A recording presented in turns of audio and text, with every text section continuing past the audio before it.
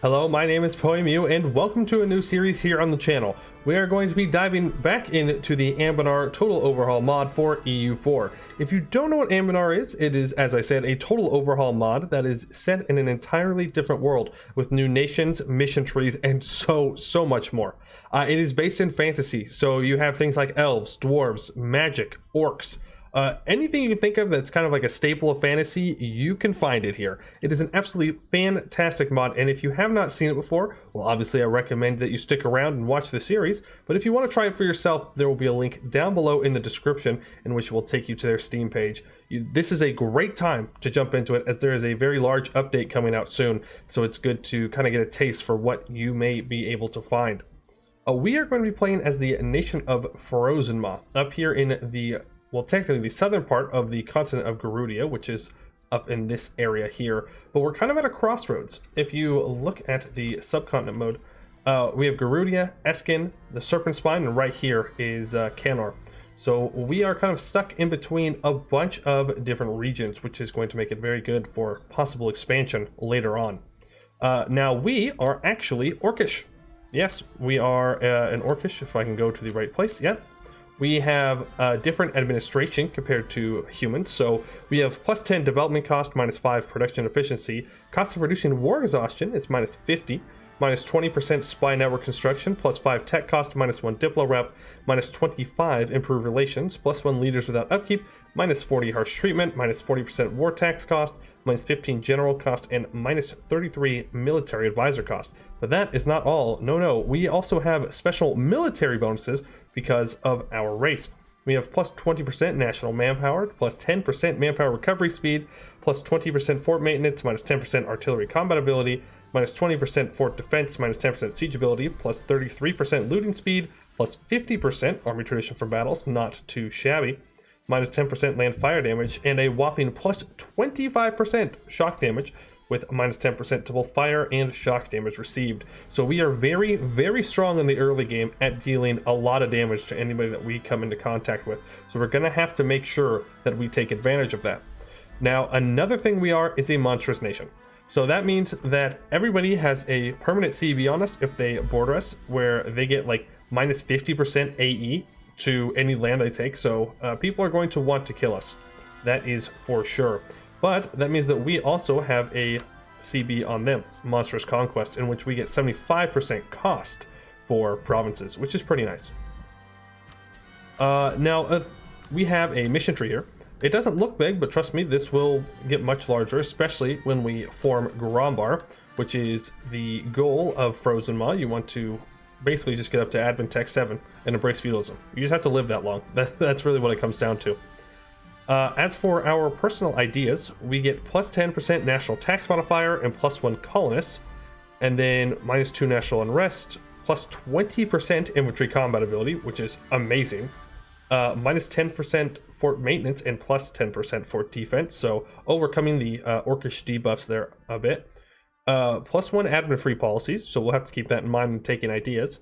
Minus 15% stab cost modifier, plus 5% discipline, plus 15% national sailor modifier, and plus 20% naval force limit.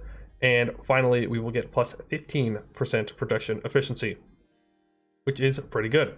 Now, something that Frozenmaw starts off with that most people don't is lots of vassals. We have 4 vassals over here along the coast, and none of them like us in any capacity, mostly because we just technically, in lore, got out of a war with them. If you look here, we actually even start off with some war exhaustion, which we have to get down for a mission tree. But yeah, we have recently subjugated them, but we don't start off with aggressive expansion. So, I mean, that part's nice. But our early game is trying to make them a little bit loyal while also expanding into all of this empty territory up here, which is why we have plus 2 colonists. So we're going to go ahead and we're going to choose plus 20 global settler increase. I think that's going to be best. Getting colonies up faster is going to be what is strong for us, and that will give us, oh, it looks like 95 settlers a year. Oh, that's colonial range. 45 settlers a year. I don't know why I thought I could add those together. That is not how math works. Unfortunately, though, our income, not so good. Not so good. So let's go ahead and fix that. We do have a level 3 fort here, so let's mothball it. As for our ships, we have 1 light ship, so I guess we go protect trade. And then the rest of these we will just mothball, as I don't need them anytime soon, and I do not want to pay for them. Alright, so if we take a look at our mission tree here, first Orcish Kingdom, we need to get to 1446 and have no war exhaustion, so we do not want to go to war for a while. But the first thing we can do expansion-wise is we need to colonize the Giants March. So let's go ahead and send a colonist over here. Only 400 natives, so it's honestly not too bad. I was thinking perhaps I delete the cav. It's very expensive. And wasn't it that Orcish military gets a reduction in cavalry combat ability? No, we don't. Okay, then we'll keep it. We'll keep it. And we will send them over, and we will... yeah, that's our starting ruler. I totally forgot that we get him as a general. He's okay. He's alright. I'm still going to hire another general, and I'm going to send them out. No reason to risk our ruler against natives. Another thing we absolutely have to do... Alright, good. It's already there. We have to focus mill. Now, our starting ruler is a 656 with strict conquer expansionist. So, I mean, he's very strong. But orcs do not live long. So, I'm not sure how long he's going to make it. And an interesting thing is our heir is actually half orc. So he's half human, half orc, which is going to be a point of contention here in the near future for Frozenmaw, and is going to shape how we approach everything going forward. I think a good idea is to be improving with our vassals that are disloyal. I don't need to improve with anybody around me. Don't really think there's anybody that's going to want an alliance yet. Nobody is going to want an alliance, so... And we are the strongest person in this area, so we should be safe from attacks for a little bit. Not forever. These nations, well, it looks like they're weak because they don't hold a lot of land. They have the tribal mechanics, and they will become very strong very quickly. So we need to make sure that we keep an eye on all of them. And I think with that, we are finally ready to unpause. Just kidding, I lied. We can unpause for a day. The Greentide. The Greentide began in 1420 when the Orcish war chief Brazzer Frozenmaw invaded and conquered the capital of the Kingdom of Vorrenmarch overnight. Leaderless, the other parts of the country soon fell to the invaders as well. Those who resisted the conquest were massacred, whilst those who submitted were spared, but forced to bow before their new king, who took the last surviving legitimate princess of the fallen kingdom as his wife. Brasur's position is strong, but far from solid. The humans of Vorrenmarch are defeated, but their spirit is not broken. Some Orcish clans broke free amidst the chaos and are trying to challenge Brasur's authority as the ruler of the Grey Orcs. His young son, Marosh, born from his human wife, is strong physically, but lacks father's force of will and is known for his soft temperament. His half-orc children will determine the future of this country. Glory to the first Grey King. We gain 10 prestige, and Frozenmaw gets fearsome conquer until the death of our leader, giving -1% prestige decay, +1 diplo rep, +25 income from vassals, and -50% liberty desire from subjects. So if you are thinking this looks familiar, that is because it is very similar to the Timurids, and how they get lots of bonuses to the liberty desire of their vassals in the beginning of the game. But as soon as their starting king dies, things do not go well. And that... So, forced marriages. The Reachman Lords, though having decades ago submitted to Orcish rule, still harbor some degree of rebelliousness. Some may still have loyalty to the old human domain of Balvroren. In order to ensure their continued loyalty, both today and for generations to come, we will present these human lords with Orcish consorts. Not only will this ensure their loyalty in the short term, as they will be unlikely to wish to go against their spouses. In the long term as well, half-orcs are far more likely to be loyal to our new kingdom than humans. Refusing these marriages will not be an option. So we will lose 100 diplo power, but all of our vassals will, well, they'll become half-orcs. The Reachman vassals will be obliged to marry orc women. This will ensure that Reachman nobility will bear orcish blood and will be more loyal to our rule. We also get 100 splendor and 10 power projection, which is really, really good. I'm not going to worry about the first fleet or anything like that for now. And since our vassals are loyal, that means they are giving us money, which is helping to pay for our one colony. I would love to colonize 2 places at once, but we simply do not have the income for that right now. If we look at our trade goods here, we actually have 2 things of gems, which could be very, very nice. Actually, no, that's someone else. Just kidding. We have 1 thing of gems, and we also have some salt in here in Balvroren. Gift to the state, prestige or money. I will take the money right now. Thank you very much. Something we do have to keep in mind, we are behind on tech. We start off as a 222, as all monstrous people do. So we cannot fight anybody that's, you know, like our vassals who have Tech 3. So, you know, we'll be in kind of trouble if they do end up rebelling. So it looks like we have something to do with our religion here. We are Old Dookan. The Old Dookan consists of the traditional worshippers of the Orcish god Dookan, while their Great Dookan counterparts believe their god was wronged by and imprisoned by the Canorian and Dwarven pantheons, and that their duty is to free Dookan and defeat all the gods and their followers. The Old Dookan faith focuses on the original tale, that their god was imprisoned by the treacherous dwarves for wanting a home, and that they were made to thrive, avenge their god, and eventually free him from his chains. The Old Dookan faith denies Korgus Dookanson's claim that he is Dookan's heir and rejects his holy war against all the gods, instead of just the dwarven ones. In their eyes, he is an impostor who has twisted his orcish beliefs. But for those that may not know, the reason why this is so fragmented and into small areas, when all these tiny ones, they're actually adventurer companies, not full nations yet, is that something called the Greentide has just happened, where out of the Serpent Spine Mountains, a huge army led by a semi-religious figure of Great Dookanson, Korgus Dookan, has come and destroyed all the kingdoms in Eskin. All of them gone, erased from the map. And so now there's kind of a power struggle and a power gap that was left here. And so all these adventure companies are coming in to try and take out the goblins and orcs that have been left behind, as the leader of the orcs was killed in battle by a lady named Corin, who will become very important on the religious scene sooner rather than later. But for us right now, doesn't matter. We just hate dwarves, and we actually have some church power like they do in Protestantism.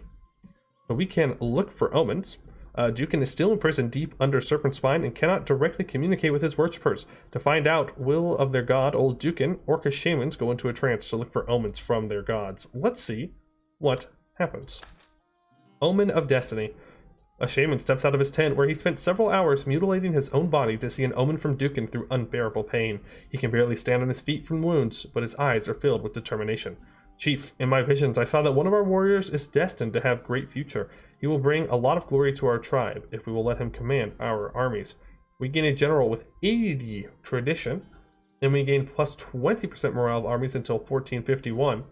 But we get minus 25% religious power and minus 1% yearly army professionalism. Yeah.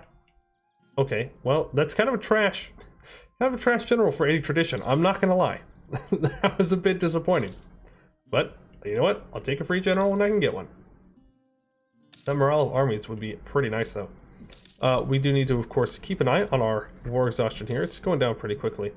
And if I had to guess, this mission is going to line up with when it expires. Not exactly. It actually only costs us 37 Diplo to reduce it, so we will go ahead and click that button. That way we can complete the first Orcish kingdom. For Sir Frozenmaw began his conquest of the kingdom of Vorrenmarch in 1420, capturing the previous royal family and subjugating the local lords in a campaign that lasted nearly 5 years. The memories of his campaigns and the strength of his clan still remain, maintaining a sense of fear within the local human lords. But it is unclear if this sense of fear will continue to keep the humans in line once the first Great King is passed. Therefore, it is of utmost importance to demonstrate the strength and stability of our new kingdom. We will not fall to the same fate as Dookanson. We gain 10 prestige, we gained 50 support for feudalism and some of our provinces, and for 25 years we gained Legacy of the Fallen Kingdom, minus 25% corporation cost, and plus 25% institution spread. It seems that we've also already completed trade privileges for Sedovic, in which I need to have 100 Diplo power. Sedovic is my vassal, and they exist. Well, we've done those. They definitely exist and are our vassal. It's this guy right here. So, during Berser's conquest of Vorrenmarch, the Lord of Sedovic was one of the many who refused to submit to the new Great King. But after months under siege, the powerful merchants of Sedovic, of sounder mind than their foolish liege, realized the inevitability of Berser's conquest and opened the city's gates. Berser rewarded them by executing the Lord and instead establishing a mercantile republic, loyal to the Great King, of course. It is time, now, to remind them of the many benefits of our rule by selling some of our trading rights to them. We will obtain much-needed coin and ensure their loyalty in the years to come. We lose 100 Diplo power, and we gain trade agreement with Sedovic for 50 years, minus 20% trade efficiency, plus 36 yearly tax income, minus 20% global trade power, and plus 5% goods produced. While Sedovic gains plus 100 local trade power, but minimum local autonomy plus 75, and our opinion of each other is increased. So it seems that we have said to our vassal here, hey, you know what, you control the trade. We'll just tax the trade that you get, and we'll call it good, which honestly, way better, because they're going to be able to get more trade power than we ever could, because they're a merchant republic. So I will gladly click that, and that's also going to pay for a second colony. Now, unite the Grey Orcs, that just means we need to complete another colony, which we can do. And then Balrorin has a province modifier, Casnorian Citadel, where we have to, I think we have to repair it. If we go into our ideas here, yeah, rebuild, we just need 150 ducats to do that, which will not be too big of a problem for us. I think we go after Giant's Tier now. We'll send the 10k over here since there are more natives. Now we do have Monstrous Conquest against Broken Jaw. I don't know anything about Broken Jaw, but we're gonna take him out. Spread plus 10 a year. Yeah, you know what? No diplomats to send. I can fix that. Go ahead and just do what we gotta do. No reason for them to exist here.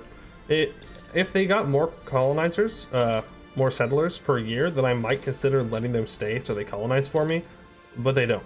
They get 10 a year. That's not worth me keeping them around for. I'd rather just take their land, core it up, and move on with my life. While we're still in this war, well, I guess we'll wait. There we go. And now I think if I leave this province, though, it should become their capital. I'm pretty sure that's how that works. Let's just take this one province. They can take that, but most importantly, we will take their money. And we'll peace out. And I believe that should now become fully colonized? Yes, it should. We'll just take them one province at a time, push them out, and just have them do all the colonizing for us. They're Grey Orc, they're Old Dookan, so, you know, it works for us. Same culture, same religion, and we don't have to do anything. Sounds fantastic to me. Alright, now we're just going to be waiting for a little bit of money here to be able to start repairing the fort in our province. We could go at Urbextend, but again, our technology, not great, so we're going to want to be careful about how we approach things going forward. We have, okay, Hide Guzzler going to war with someone.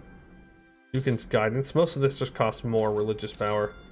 And a lot of it is also war related, so if we do end up getting into a semi-difficult war, then, ooh, one base production? Yeah, I'll take a chance for one base production. If we do get put into a war, we'll be able to use our religion to help us out. Make sure we are improving with our vassals. Just that's all that matters. Make sure they like us very, very much. If you look here, no, they still won't be loyal if our leader dies. They'll all become disloyal. Which would be bad, because I do not want to have someone guarantee their independence or support their independence. We'll take Tech 3. Glory and gold, I will gain 200. Yes, for 30 crowns, absolutely. Absolutely. So we've got fur in our province here in Giant's March, and fur in Giant's Tiers. Pretty good. That'll become valuable a little bit later on. Right now, it's an okay trade good. Also, make sure I don't spend more money on that than I need to by mothballing it. How much is it going to cost us to embrace institution? A decent amount. Decent amount. Yeah, that's all. Let's improve with Ribsby then. Make sure. Oh, not bad. Let's start improving with people around us, like Hide Guzzler, and once we have a diplomat, Headwear. Want to make sure they do not come after us. Ooh, you are getting rolled. You're Tech 4 though, and you're allied with Bjarnrik, of course you are, so I'm not interested. Not interested in fighting Bjarnrik, especially when I'm down a tech. That sounds like a very bad idea. Now Bjarnrik is over here, right outside the fog of war, and they are the largest nation in Garudia. And I'd rather not mess with them if I do not have to. Yeah, we'll make sure the humans like us, and then we will... We can't afford a level 2 advisor anyway, so we might as well get the trade power. We don't have much. Sedimic though, 19%. Almost just about as much as us, actually. Let's see, is it worth it for us to throw down a Protect Trade Edict? That'll bring our income up to 1. Yeah, you know what? It is. It's another 0.2 ducats. And now things are going to go badly. So our leader has died. Our heir is kind of trash as well, unfortunately. And everybody's disloyal. Let's boost stab. Let's look. Do we have a Diplo rep? We do not have a Diplo rep advisor. Oof, that's rough. I was really hoping we'd have a Diplo rep advisor. Now, why are you disloyal? You have better Diplo tech, relative economic power, and relative army power. Well, I can fix one of those things. This is going to cost a lot of money. Probably too much money, to be honest. We won't be able to afford this, but we have to keep them loyal. Luckily, though, we don't have any rivals right now, which means the odds of someone supporting their independence is greatly reduced. Yeah. We're just going to have to get bigger and stronger. That's just the only way around it. Yeah, we are losing money now. I wish there was a way where I could, like, just lower the maintenance for one amount of guys, but that would obviously be a little too powerful. A little too powerful. But we can reduce how much we're paying, as there aren't that many natives. That doesn't mean we won't be able to repair this fort anytime soon, but, you know, it's better to not repair the fort sooner and try and at least keep these guys loyal than the other way around. Yeah, like here, we'll just stack wipe anything, as we have more than 10 to 1. Reconquest against Frozenmaw. Ah, so our vassal has reformed the kingdom of Frozenmaw. That is interesting. Oh! From the west in the lands of Adshab, the young Prince Korgus has decided to push his claim on Frozenmaw, bringing with him an army of thousands of Hellenic adventurers, mercenaries, and cutthroats. Calling himself the Prince of Frozenmaw, this young upstart still represents a genuine threat to the authority of the Great King. He has already been crowned King of Frozenmaw and Assault and proclaimed it as his capital. Meanwhile, our disloyal subjects are gathering under his banner, likely only the first of many trials we shall face in the defense of our new homeland. We must make an example of this would-be conqueror. Okay, so we are currently at war with these guys. We outnumber them. Our vassal is actually joining us, surprisingly enough. Now, they are Tech 4, we are Tech 3, but I think we'll be okay. Which is not something you would hear people say too often. Unfortunately, our leader did die. Our very good leader, but I mean, it kind of makes sense as he was supposed to in lore. And let's just go and take them out on their capital here. Yeah, our colonies are going to suffer. You know, it's just the way it is. Now, let's turn to our god and cast, well, not cast, but use Shake the Earth. Also, I totally forgot about estates. I could have sold land and done all kinds of stuff. That was a bit foolish of me. But we'll do that soon enough. Let's cast Shake the Earth. Yes. Shamans wield power of Dookan himself, and they can summon his wrath against enemies who cowardly hide in their holds. Let's gather our shamans and let them destroy enemies' walls. Oh. That gives 50 siege ability. That is not what I thought it was. I'm gonna great host. Yeah. I used the wrong one. But you know what? Siege ability? It's not too bad. Let's slow this down. We do have a bunch of shock damage. Oh my goodness, their morale. Oh my goodness, their morale. I am going to hire this morale armies guy. Hey, this is not looking good. Wow, their general is really good as well.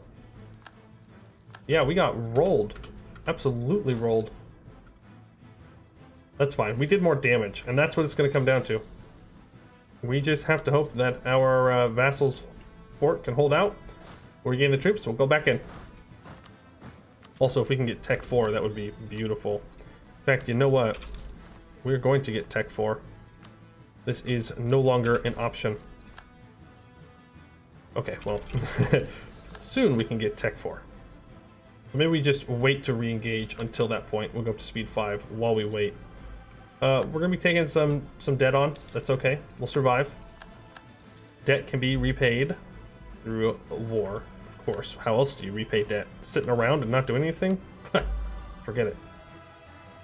We're going to placate local rulers. We're going to switch all of our diplomats over to improving with our subjects. We have to keep these 3 loyal. Have to. Because I don't know if they'll switch over or something like in the middle of the war. And that would be problematic, to say the least. Now, was it Dookan's guidance? Look for omens. You know what? We're going to look for another omen. Omen of peace. Well, that's not what I wanted. I mean, at least we get some development. Dookan's not interested in new conquests. Dookan, buddy, I've been declared war on. I was kind of hoping you'd help me out here. Oh, we still have to hold off. Still have to hold off. Alright, that's good. That will help us in our economy here. Colonize Gerudian coast. To our north lies the untamed land of Giants March, which divides our kingdom from the lands of Old Gerudia. This land, though long unclaimed, is of great strategic importance, serving as a potential invasion route both north and south, as well as acting as a potential new port for our growing fleets. Therefore, the local orcs must be brought into the fold of the Grey Kings as soon as possible. After all, if we don't take it, the Gerudians certainly will.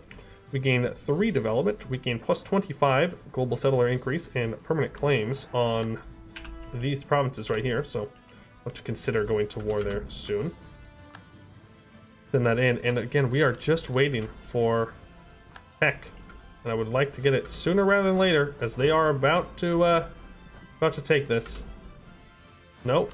Yes? Tech? We have to wait a month. Please don't fall in this month. You suck. This game sucks. This game is dumb. That's okay. We'll get it back. Man, are you kidding me? We were 1 month off. Ugh. Heartbreaking. Alright, we should win this battle now pretty handily.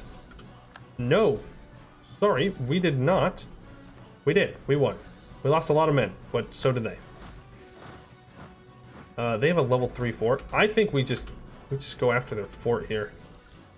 We do have naval superiority, and perhaps we will think about assaulting if we get the chance. How many defenders? 2,970. That's a lot. Yeah, if they want to sit there on that level 3 fort, they can go ahead. We are currently winning the siege race. Do we still have that siege? Yes. No. What? Oh, so they used magical wards to give themselves some defensiveness. That's why they're able to defend. We have some pretty good siege ability right now. Yeah, I'm fine with you sieging down my vassals. That actually makes my life a little bit easier in the long run, not gonna lie. Makes them more loyal. If we can win this siege race, that'll be huge, as we can go and stack wipe this army, probably. That's forest, no leader. Oh, beautiful. How much do we lose in a month? 10 ducats a month.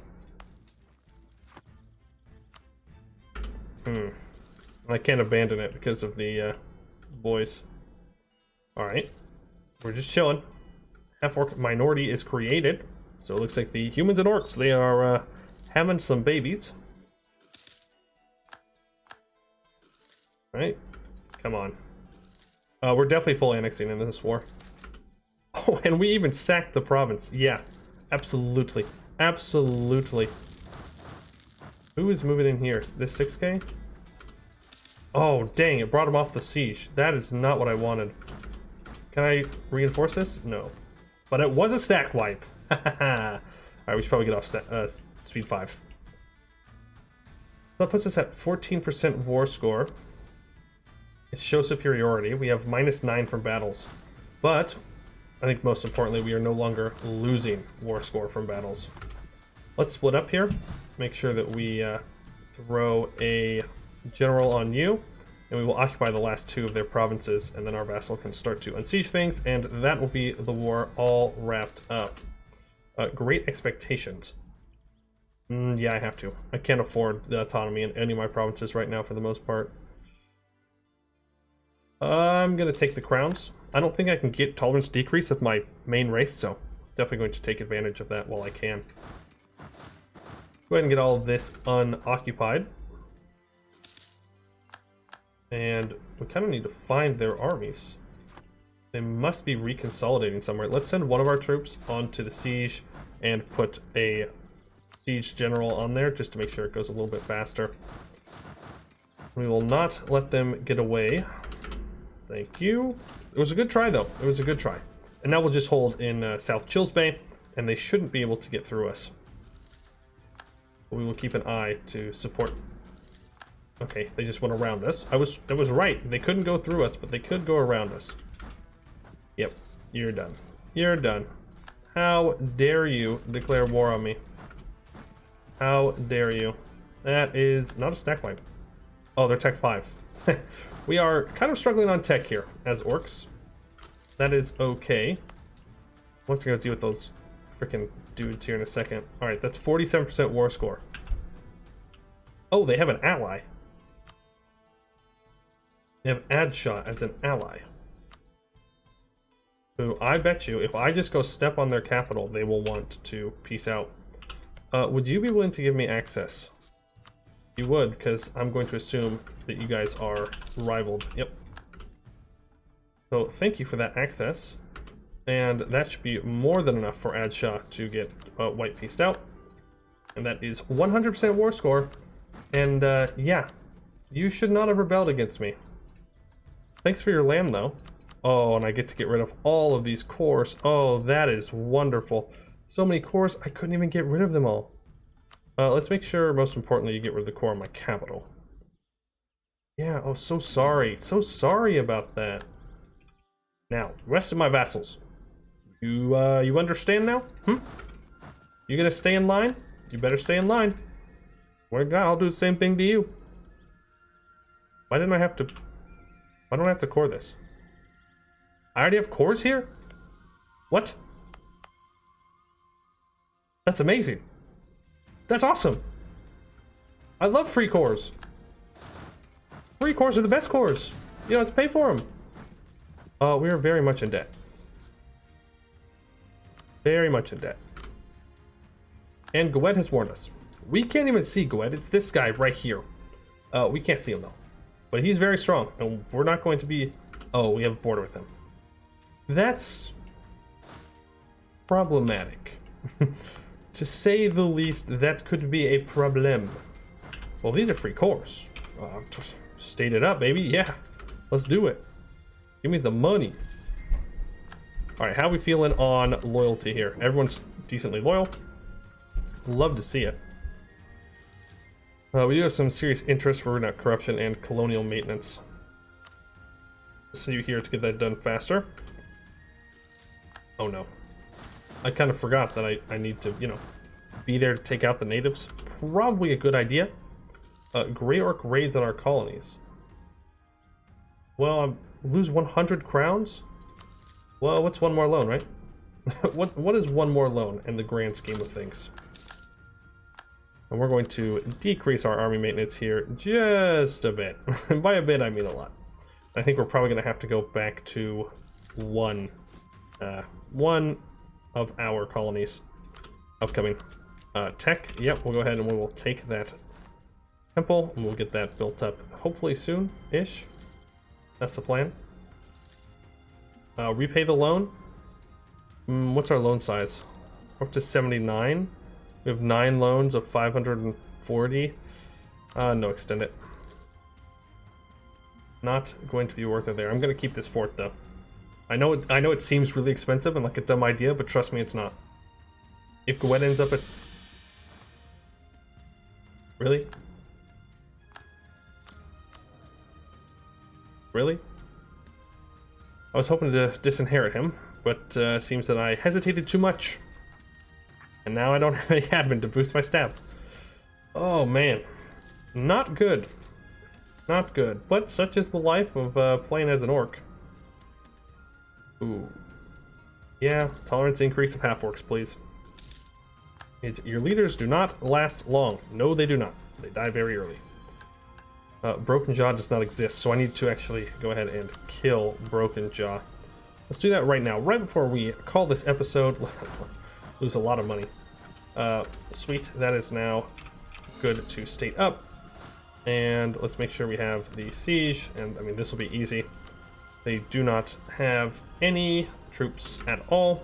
Confirm, we'll just send in what we need. No reason to overstack it. And then that'll be good. Yes, I'll take another 27 crowns. It's definitely worth it that we did this the first time. Because that, I mean, this is just another province that we don't have to colonize. How much are we losing? 4 ducats a month? Well, first of all, fire you. Can't afford you.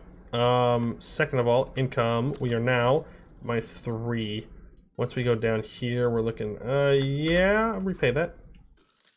Oh, I was really hoping that would finish. Good. Now we should be able to take some money in this peace deal. Yes, 25 ducats. What? 25 ducats is more than 100 war score. Okay. And then I'll take 24. Cool. And we'll go ahead and we will take that province, full annexation, core that province up, and we have completed Unite Grey Orcs.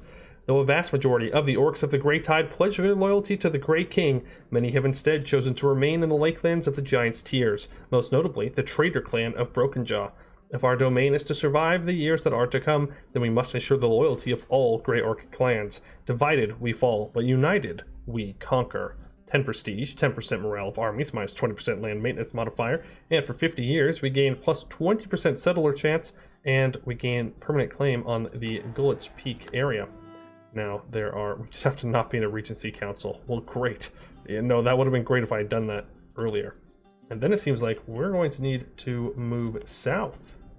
Interesting. Very interesting. But that is going to be in the next episode, as that is where I am going to call it for today. A little bit longer of an episode than I usually do, but wanted to make sure that we get a solid start here as the nation of Frozenmaw. I would like to thank you all for watching. I really don't like asking this, but if you could like and comment, that would be amazing, as first episodes are very, very important for making sure that other people see it. And I would love for more people to be able to see Anbennar and see how much hard work that the developers put into it. If you're looking for more Anbennar content, I also stream live on Twitch, link below in the description for that. But that is going to do it for today. I'd like to thank you all for watching, and I hope to see you in the next one.